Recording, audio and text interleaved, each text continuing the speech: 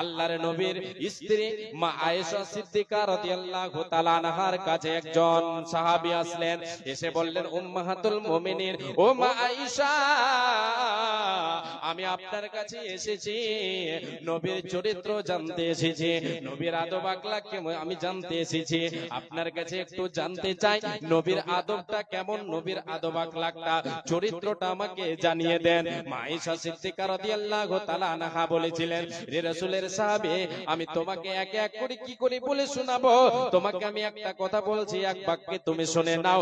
নবীর চরিত্র হলো, নবীর জীবনের চরিত্র হলো, নবীর জীবন হলো, জীবন অতিবাহিত হয় বিশ্ব নবীর চরিত্র সম্পর্কে মা আয়েশা বলেছিলেন, কানা খুলুকুল কোরআন, বিশ্ব নবীর চরিত্র হলো পুরো কোরআনুল কারীম, কোরআনকে ফলো করে চলেছেন, কোরআনকে ফলো করে চলেন, কোরআনে যা আছে তিনি মেনেছেন, মানছেন, যিনি কোরআনে যা আছে তিনি মেনেছেন, কোরআনে যা আছে তিনি আদেশ নিষেধ সব কটাকে মেনে চলেছেন, আল্লাহ যেটা আদেশ করেছেন সেটা পালন করেছেন, যেটা নিষেধ করেছেন সেটা ছেড়ে দিয়েছেন। বিশ্ব নবীর জীবনের চরিত্রটা হলো কোরআনুল কারীম। দয়ার নবী, প্রাণের নবী গো, আপনি হইলেন জান্নাতের সরদার, আমার নবী, প্রাণের নবী গো, আপনি হইলেন জান্নাতের সরদার, যে দেখেছে আপনাকে ধন্য সে জীবন পূর্ণ সে দিও দেখা জীবনে একবার, যে মেনেছে আপনাকে ধন্য সে জীবন পূর্ণ সে দিও দেখা জীবনে একবার, আমার নবী, প্রাণের নবী গো, আপনি হইলেন জান্নাতের সরদার। কিয়ামতের ওই কঠিন দিনে, কিয়ামতের ওই কঠিন দিনে ইয়া নফসি নফসি বলিবে, কিয়ামতের ওই কঠিন দিনে ইয়া নফসি নফসি বলিবে, আপনি ছাড়া কে করিবে পার, আমার নবী, দয়ার নবী গো, আপনি হইলেন জান্নাতের সরদার। দূর আরবের মরুর বুকে আসিলেন আপনি আলো হয়ে, দূর হলো সব জগতের আধার, আমার নবী, প্রাণের নবী গো, আপনি হইলেন জান্নাতের সরদার। বলেন সাল্লাল্লাহু আলাইহি ওয়াসাল্লাম। নবী হলেন আমার আপনার জীবনের চরিত্র। আর নবীর চরিত্র কেমন? মা আয়েশা রাদিয়াল্লাহু তাআলা আনহা এক বাক্যে বললেন কি, নবীর চরিত্র হলো পুরো কোরআন, কোরআনকে ফলো করে চলেছেন, কোরআনকে ফলো করে চলেছেন, নবীর চরিত্র জীবনকে অতিবাহিত করে গেছেন কোরআনকে। আজকে আমরা মুসলমান কোরআন ছেড়েছি, কোরআনে যে আদেশ আল্লাহ করেছেন সেটা আমরা মানছি না, 100% নেই। যদি দেখা যায় তাহলে শতকরা, আমি যেটা মনে ভাবছি, শতকরা বিশেষ করে যুবকেরা 5 থেকে 10% তারা কি করে ফলো করে, 90% মানুষ কোরআনকে ফলো করে না। বন্ধুরে আমার, আজকে কোরআন ছাড়িয়া আমরা পৃথিবীর বুকে অন্যের দুয়ারে দুয়ারে ঘুরছে। চরিত্র এমন একটা জিনিস, বিশ্বে উত্তম চরিত্র ছাড়া বিশ্বে আপনি শান্তি কখনো অনুভব করতে পারবে না। শান্তি আপনার বিশ্বের বুকে শান্তি আসবে কখন, যখন আপনার চরিত্র হবে কোরআনের চরিত্র, কোরআনকে ফলো করে আপনি জীবনে চলবেন, কোরআনকে ছেড়ে দিলে আপনি লোকের দুয়ারে দুয়ারে মার খাবেন। আজকে আমরা উত্তম চরিত্রকে, নবীর চরিত্রকে আমরা আজকে ছেড়েছি, যার কারণে লোকের দুয়ারে দুয়ারে, অন্যের দুয়ারে দুয়ারে বেঈমানের হাতে আমরা মার খাচ্ছি। বন্ধুরে আমার, কোরআন পাইয়া বিশ্ব বিজয়ে, খোদাই পাইয়া বিশ্ব বিজয়ে ছিল একদিন যারা, খোদাই পাইয়া বিশ্ব বিজয়ে ছিল একদিন যারা, খোদাই হারায়ে ভীতু পরাজিত আজ দুনিয়ায় তারা। খোদার নামের আশ্রয় লয়ে, খোদার নামের আশ্রয় লয়ে বেকারের বেশে দেশে দেশে ঘুরে, খোদাই পাইয়া বিশ্ব বিজয়ে ছিল একদিন যারা, খোদাই পাইয়া বিশ্ব বিজয়ে, কোরআন পাইয়া বিশ্ব বিজয়ে ছিল একদিন যারা, কোরআন ছাড়িয়া খোদাই ছাড়িয়া ভীতু পরাজিত আজ দুনিয়ায় তারা। ভাই বাবা জান, বিশ্ব নবী সাল্লাল্লাহু আলাইহি ওয়াসাল্লাম জীবনে চলেছেন, কোরআনকে ফলো করে চলেছেন। আল্লাহর নবী সাল্লাল্লাহু আলাইহি ওয়াসাল্লাম মারে আমার বাপুরে আমার আপনার জীবনের আদর্শ হলেন তিনি। আল্লাহর নবীর চরিত্র এবারে এক এক করে আপনাদেরকে বর্ণনা করি। আল্লাহর নবীর চরিত্রটা, আল্লাহর নবীর ব্যবহারটা কেমন ছিল, লোকের সঙ্গে ওঠা বসা চলাফেরায় কেমন ব্যবহার ছিল। বিশ্ব নবীর চরিত্র নবুয়তের পূর্বের কিছু কথা আপনাদের সামনে তুলে ধরি। নবুয়ত প্রাপ্ত যিনি যখন হন তার আগের চরিত্র, নবুয়তের পরের চরিত্র হয়তো এটা বলবেন যে আল্লাহর আদেশকে পালন করে চলেছেন, তার আগে হয়তো কোনো খুঁত ছিল না। বিশ্ব নবীর জীবনে একটাও আপনি ভুল দেখাতে পারবেন না, একটাও আপনি বদআখলাক দেখাতে পারবেন না নবীর। আপনার কুচরিত্র আপনি নবীর একটা দেখাতে পারবেন না, পৃথিবীর কোন ইতিহাসের পাতায় পাবেন না, আপনি খুঁজেও বের করতে পারবেন না। বিশ্বনবী এত সুন্দর চরিত্রের মানুষ ছিলেন, সেই বান্দাকে, সেই ব্যক্তিকে আল্লাহ আমার আপনার জন্য জীবনের আদর্শ বানিয়েছেন। আল্লাহ তাবারক ওয়া তাআলার নবীর চরিত্র বাপুরি আমার, মারে আমার, তিনি ইসলাম আসার পূর্বে, নবুয়তের পূর্বে যে চরিত্র ছিল, সেই চরিত্রটার ব্যাপারে আপনাদেরকে আমি শোনাই। আল্লাহর নবীর চরিত্রের ব্যাপারে যে নবীর দুশমন, যারা নবীর শত্রু, যারা নবীর দুশমন, তারাও নবীর চরিত্রের ব্যাপারে তারাও কি করেছে, সাক্ষী দিয়েছে যে নবী ছিলেন একজন as-সাদিকুল আমিন। বন্ধু আমার, আপনাদেরকে শোনাই, আল্লাহর নবী সাল্লাল্লাহু আলাইহি ওয়াসাল্লাম তিনি ছিলেন উত্তম চরিত্রের অধিকারী। আল্লাহ তাবারক ওয়া তাআলা তিনি কোরআনুল কারীমের ভিতরে বলেছেন, ওয়া ইন্নাকা লাআলা খুলুকিন আযীম। আল্লাহ তাবারক ওয়া তাআলা বলছেন, নবী হ্যাঁ, আমি আল্লাহ তোমাকে উত্তম চরিত্রের অধিকারী বানিয়েছি।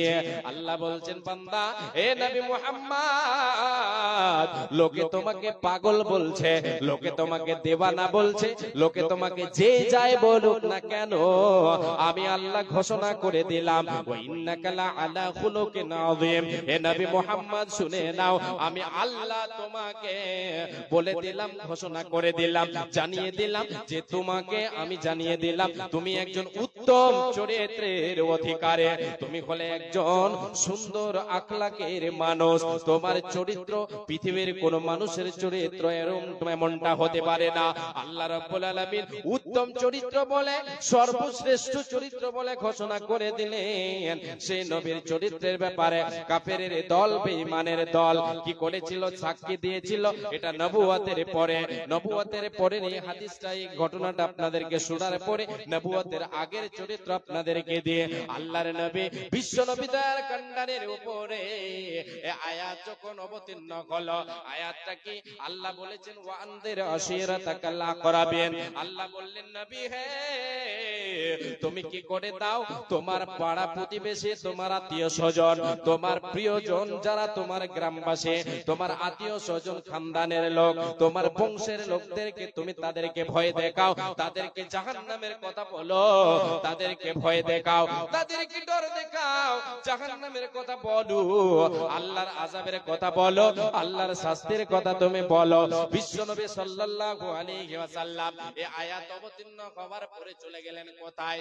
সাফা পর্বতের উপরে চলে গেলেন। সাফা পর্বতের উপরে গিয়ে, সাফা পাহাড়ের উপরে গিয়ে আল্লাহর নবী এলান করে দিলেন, আল্লাহর নবী আওয়াজ দিয়ে দিলেন। সে সময় এটা একটা প্রথা ছিল, যদি কোনো জিনিস মানুষকে ডাক দেওয়া হতো, আজকে তো লাউড স্পিকার দিয়ে মাইকের মাধ্যমে এলান করে দেওয়া হয় যে আজকে জলসার জন্য এই গ্রামে মসজিদে মিটিং আছে, সকাল সন্ধ্যা 8টার সময় মিটিং আছে, সকলে চলে আসবেন, গ্রামবাসীকে এলান করে দিলেন। সে সময় এইরকম মাইক, এইরকম বাজনা পাবেন কোথায়?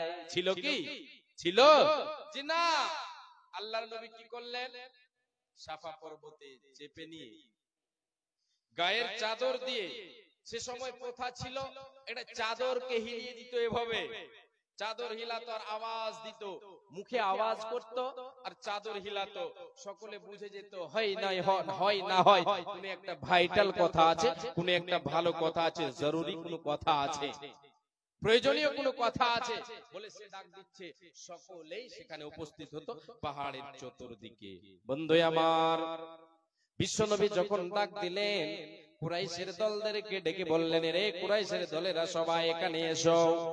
আল্লাহর নবী আওয়াজ দিলেন, সাফা পর্বতের উপরে চেপে, উঁচু টিলায় চেপে যখন এই আওয়াজটা দিলেন, কুরাইশের দলেরা সকলে একত্রিত হয়ে গেল।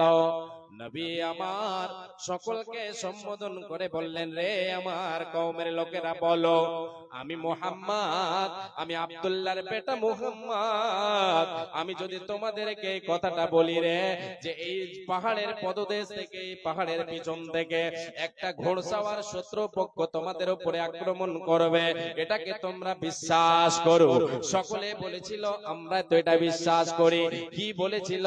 মা জাররাবনা আলাইকা ইল্লা সিদকান, এ মুহাম্মদ, আব্দুল্লাহর বেটা মুহাম্মদ, আমরা তোমাকে এর পূর্বে কোনদিন মিথ্যা কথা বলতে শুনি নাই। তুমি এত সুন্দর চরিত্রের ব্যক্তি নেই, তোমার মুখে, তোমার জুবানে আমরা কোনদিন মিথ্যা কথা শুনিনি। তুমি তো হলে আমাদের মধ্যে সাদিকুল আমিন, তুমি হলে সত্যবাদী, তুমি হলে আমানতদার। কে সাক্ষীটা দিল গো? এটা হলো মুশরিকের দলেরা সাক্ষী দিল। নবী আমার উত্তম চরিত্রের অধিকারী আল্লাহ বলেছেন, সেই নবীকে আমার আপনার জীবনের আদর্শ বানাতে হবে। বাপুরে আমার, পৃথিবীর কোন বড় বড় স্কলারকে আপনি জীবনের আদর্শ বানাবেন, এক পয়সা লাভ দিবে না, লাভ দিবে না। যেহেতু দুনিয়া আমার আপনার ক্ষণস্থায়ী জায়গা, এ ধোকাদারি দুনিয়াতে নবীকে আদর্শ বানাবেন, পরকাল সুখের হবে, পরকাল সুখের হবে। আল্লাহর নবীর চরিত্র, বিশ্ব নবী সাল্লাল্লাহু আলাইহি ওয়াসাল্লামের চরিত্র, ব্যবহার, আদব আখলাক, এই কাফিরদের, বেঈমানদের মুখ থেকে শুনতে পাওয়া গেল। তারাও বলেছিল যে আপনি হলেন একজন আস-সাদিকুল আমিন, সত্যবাদী, আমানতদার। সত্যবাদী, আমানতদার। আজকে আমাদের মধ্যে সত্যবাদীটা কোথায় গেছে? নিজে নিজে দেখেন, সত্য কথার কোন, আমরা সত্য কথা তো আমরা এখন ছেড়ে দিয়েছি। প্রায় লোক মিথ্যার আশ্রয় নিয়েছে, মিথ্যার আশ্রয় নিয়েছে, সত্য কথাকে আমরা ভুলে গেছি। সত্য, আজকে আমি আপনি সত্যকে প্রত্যাখ্যান করে মিথ্যার আশ্রয় ধরে নিয়েছে। আমানতদার পৃথিবীতে কই? আমানতের খিয়ানত হতে শুরু করেছে, কিয়ামতের আলামত আসতে শুরু করেছে। বন্ধুরে আমার, বাপুরে আমার, মারে আমার, বিশ্ব নবী সাল্লাল্লাহু আলাইহি ওয়াসাল্লাম নবুয়তের পূর্বে যে তিনার আদর্শ ছিল, যে তিনার যে আদব চরিত্র ছিল, সে চরিত্রের ব্যাপারে একটু শুনে নেন। মা খাদিজা রাদিয়াল্লাহু তাআলা আনহা, তিনার ভাষা শুনে নেন। আল্লাহর নবীর ব্যাপারে তিনি বলেছেন, বিশ্ব নবী দয়ার কান্ডারি হীরা গুহায়, হীরা গুহায়, হীরা গুহায় কি করতেন? আল্লাহকে ডাকতেন, ধ্যানে মগ্ন থাকতেন, আল্লাহকে ডাকতেন, চোখের পানি ঝরাতেন, সেখানে আল্লাহকে নির্জনে ডাকতেন। প্রায় সেখানে 6 মাস ধরে নবী আমার বাড়ি থেকে খাবার নিয়ে যেতেন, বাড়ি থেকে খাবার পানি নিয়ে যেতেন। যখন শেষ হয়ে যেত, সকালে বের হতেন, সন্ধ্যায় চলে আসতেন। এই করে আল্লাহর নবী নির্জনে আল্লাহকে ডাকতেন, আল্লাহকে বা আল্লাহর ইবাদত করতেন, আল্লাহকে ডাকতেন, দোয়া করতেন। আল্লাহ তাবারাক ওয়া তাআলা সেই গারে হিরাতে পৃথিবীর বুকে প্রথম কোরআন নাজিল করেছেন। বন্ধুরে আমার, কোন বেরাগী মনদ আসে হীরা গুহার মাঝে, ছাড়লো বাড়ি কিসের আশায়, বাদলো বাসা হীরা গুহায়, কিসের আশায় চোখের পানি ঝরায় সকাল সাঁঝে। কোন বৈরাগী মনদ আসে হীরা গুহার মাঝে, কোন বৈরাগী মনদ আসে হীরা গুহার মাঝে, ছাড়লো বাড়ি কিসের আশায়, বাদলো বাসা হীরা গুহায়, কিসের আশায় চোখের পানি ঝরায় সকাল সাঁঝে। নবী আমার চোখের পানি ঝরান, আল্লাহকে ডাকেন, আল্লাহর কাছে কাঁদেন এবং সিরাতে মুস্তাকিমের জন্য আল্লাহ তাবারাক ওয়া তাআলার কাছে দোয়া করেন। আমার আল্লাহ, এই পৃথিবীর বুকে আমি আপনি জীবন যাপন করব যে কোরআনকে ফলো করে, সেই কোরআনী বিধান আল্লাহ নাজিল করতে শুরু করলেন কোথায়? সেই জায়গায় প্রথম নাজিল করলেন সূরা আলাকের প্রথম 5 নম্বর আয়াত নাজিল করলেন বিশ্বনবী দয়ার কান্ডারের কাছে। যখনই জিবরাইল এলো, জিবরাইল এসে নবীকে বলছেন, আমি শর্টে আপনাদেরকে বলছি, নবীকে বলছেন, হে নবী মুহাম্মদ তুমি পড়ো, তুমি তোমার রবের নাম নিয়ে পড়ো। আল্লাহ তাবারাক ওয়া তাআলার নবী বললেন, আমি হলাম উম্মি, আমি তো পড়তে জানি না, আমি কি করে পড়ি? বিশ্বনবী সাল্লাল্লাহু আলাইহি সাল্লামকে বুকে চেপে ধরলেন না জিবরাইল, বুকে চেপে ধরে একবার বার নয় 3 বার আল্লাহর নবীকে এমনটা করলেন। বিশ্ব নবী আল্লাহর নবী ওই জিবরাইলের সাথে পড়তে শুরু করলেন। ধ্যানে রত ছিলেন নবী কার ঘেরাতে, ফুরকানে হামিদ নাজিল হলো জিবরিল দ্বারাতে। ধ্যানে রত ছিলেন নবী কার ঘেরাতে, ফুরকানে হামিদ নাজিল হলো জিবরিল দ্বারাতে। জিবরাইলের হাত খানা ধরলো চিপি নবীর সিনা, ভয়ে নবীজির ঠোঁট দুটো যে লাগিল কাঁপিতে। ধ্যানে রত ছিলেন নবী গারে ঘেরাতে। নবী আমার ওই সেই জিবরাইলের সাথে চট করে পড়তে শুরু করলেন, পড়তে শুরু করলেন। শেষে যাই হোক, আমি আপনাদেরকে ঘটনা এটা সেটা লম্বা করছি না, আপনাদেরকে নিয়ে যাচ্ছি মেন ভূমিকায়, মেন প্রেক্ষাপটে নিয়ে যাচ্ছি মেন জায়গায়। আল্লাহর নবী ওই গারে ঘেরা থেকে আল্লাহর নবী তিনি ভয়ে ভীত হলেন, ভয়ে তেনার জ্বর, শরীরে জ্বর চলে এলো, ব্যথার জ্বালায় নবী আমার চলে গেলেন সেই গারে ঘেরা থেকে বাড়িতে আসলেন, গিয়ে বলেন খাদিজাকে বলছেন, খাদিজা রে, ও বিবি খাদিজা রে, আজকে আমাকে তুমি আমাকে চাদর দাও রে, আমাকে চাদর দাও, আমার শরীরটা জ্বরে চলে যাচ্ছে, আমার শরীর ফেটে যাচ্ছে, আমার শরীরে জ্বর। খাদিজা রে, ঠান্ডায় আমার কলিজা ফেটে যাচ্ছে রে, খাদিজা তুমি আমাকে চাদর দিয়ে ঢেকে দাও, লিহাফ দিয়ে আমাকে ঢেকে দাও। বিশ্ব নবীকে মা খাদিজা কি করলেন? চাদর দিয়ে ঢেকে দিলেন। যখন একটু ক্ষান্ত হলো, এবারে মা খাদিজা রাদিয়াল্লাহু তাআলা আনহা আল্লাহর নবীকে সান্ত্বনা দিচ্ছেন। নবী আমার যখন এই কথাটা খুলে বললেন, খাদিজা রে, আমি গারে ঘেরাই ছিলাম, এমন এইরকম একটা ব্যক্তি আসলো আমার কাছে, এসে আমাকে চেপে ধরলো আর আমার রবের নামে পড়তে বললো, ইকরা বিসমি রাব্বিকাল্লাযী খালাক বললো, 5খানা আয়াত আমাকে বলেছে রে খাদিজা। আমি পড়তে শুরু করলাম, এত ব্যথা রে খাদিজা, মনে হচ্ছে আমার বুকের যে হাড়গুলো সেগুলো চুরমার হয়ে গেছে রে খাদিজা। হযরতে খাদিজা রাদিয়াল্লাহু তাআলা আনহা কত সুন্দর মহিলা, কত প্রেমিয়ান মহিলা, মারে আমার বোন আমার শুনেন। এবার স্বামী ভয় পেয়েছেন, স্বামীকে তাসাল্লি দিচ্ছেন, স্বামীকে সান্ত্বনা দিচ্ছেন, কেমন করে এটা এবার শুনি। এবার স্বামীকে, নবীকে আমার মা খাদিজা রাদিয়াল্লাহু তাআলা আনহা সান্ত্বনা দিচ্ছেন, কি বলে, কেমন করে সান্ত্বনা দিচ্ছেন। আজকের মা বোনেরা কেমন স্বামীর সাথে ব্যবহার করে, আর নবীর স্ত্রী মা খাদিজা রাদিয়াল্লাহু তাআলা আনহা নবীকে কিভাবে সান্ত্বনা দিচ্ছেন দেখেন। আল্লাহর নবী বিশ্ব নবী সাল্লাল্লাহু আলাইহি সাল্লামকে বলছেন, কে? মা খাদিজা বলছেন, নবী গো, এ আমার স্বামী, প্রাণের স্বামী, শুনে নেন, কাল্লা, কখনোই নয়, আবশির, আপনার জন্য সুসংবাদ, আপনার জন্য সুসংবাদ, লা ইউকদিকাল্লাহু আবাদা, আল্লাহ তাবারাক ওয়া তাআলা আপনাকে কখনোই লাঞ্ছিত অপমানিত করবেন না, আল্লাহ আপনাকে কখনোই অপদস্থ করবেন না। অতএব নবী যে আপনার টেনশন করার কোনো কারণ নেই, স্বামী গো আপনার কোনো টেনশন করার কারণ নেই, আপনার ভয় পাওয়ার কারণ নেই, আপনাকে আল্লাহ কখনো অপদস্থ করবে না, আল্লাহ আপনাকে বেকার করে দেবে না, না করবে না। কেন কেন কেন? ওয়াল্লাহি, আল্লাহর কসম আমি বলছি, ইন্নাকা লাতাসিলুর রাহিমা, এই জন্য যে নবীজি ও প্রাণের স্বামী গো, আপনি তো হলেন একজন উত্তম চরিত্রের অধিকারী। ইন্নাকা লাতাসিলুর রাহিমা, আপনি তো আত্মীয়তার সম্পর্ক বজায় রাখেন, আত্মীয়তার সম্পর্ক বিচ্ছিন্ন করেন না। আত্মীয়দের সঙ্গে আপনার ওঠা বসা চলাফেরা এত সুন্দর, আপনাকে কি করে আল্লাহ অপদস্থ লাঞ্ছিত করবে এতে আপনার ভয় করার কোনো কারণ নেই। ও তাসদুকুল হাদিস, হে নবী মুহাম্মদ, ও প্রাণের স্বামী গো, ও আমার প্রাণের স্বামী, আপনি তো হলেন একজন সত্যবাদী। আপনি তো সত্য ছাড়া মিথ্যা কথা বলেন না। কি করে আল্লাহ আপনাকে লাঞ্ছিত অপমানিত করবেন? এগুলি আপনাকে নবীর চরিত্র দেখাচ্ছে, নবীর আখলাক দেখাচ্ছে। বিশ্ব নবী সাল্লাল্লাহু আলাইহি সাল্লামের ব্যাপারে মা আয়েশা খাদিজা রাদিয়াল্লাহু তাআলা আনহা সান্তনা দিচ্ছেন আর বলছেন, হে নবী, হে আমার প্রাণের স্বামী, আপনি তো হলেন ওয়া তাকসিবুল মাদুমা, আপনি তো কি করেন? আপনি গরিব মিসকিনদেরকে তাদেরকে কামাই করে দেন, তাদের আহার্য আপনি জগিয়ে দেন। ওয়া তাকরিজ দাঈফা, শুধু তাই নয় গো নবী, আপনি তো মেহমান নামাজি করেন, আপনি তো মেহমানের খাতিরদারি করেন। আপনার বাড়িতে মেহমান আসলে সে মেহমানকে আপনি কখনো ফিরাইয়ে দেন না, সে মেহমানের তো খাতিরদারি করেন। ও নবী গো, আপনাকে আল্লাহ কি করে অপদস্থ অপমানিত করতে পারেন? কখনো কখনো নয়, কখনো নয়।